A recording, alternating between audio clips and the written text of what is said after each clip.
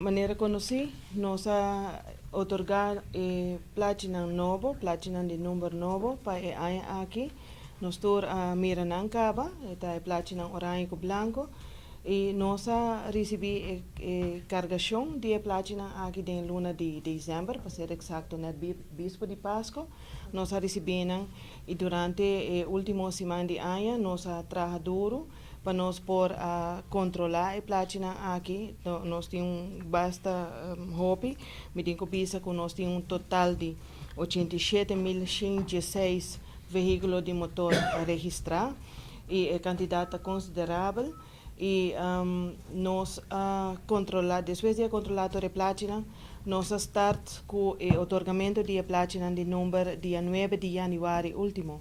É decir, agora que nós temos 3 semanas bezig está otorgando a platina aqui e agora que nós estamos no fim de janeiro, a 31 de janeiro, nós queremos dar uma atualização para o povo de Aruba, a comunidade inteira, por ter vista com nós parar no momento aqui com o cumprimento também para o que trata o imposto de veículo de motor de ano 2019.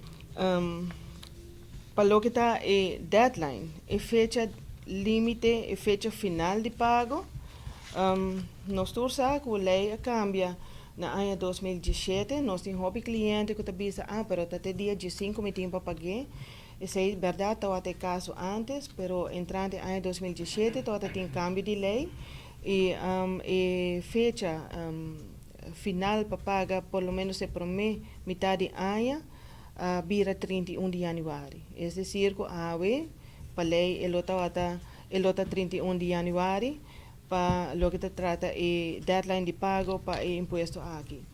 Pero nós estamos em contato com nosso ministro de Finanças, Economia e Cultura, senhora Xiomara Ruiz Maduro, e nós deliberar com ele, mirando também, e caminho nós evaluar também que nós receber a platina de número lat. Nós começar a otorgar a platina aqui apenas 3 semanas passadas e percebe também da deliberação com o nosso ministro a querer decidir que prolongar o término de pago com luna mais e a fecha final a outra vira 28 de fevereiro próximo, esta 28 de fevereiro de 2019. Essa aqui é a Rubiano, o website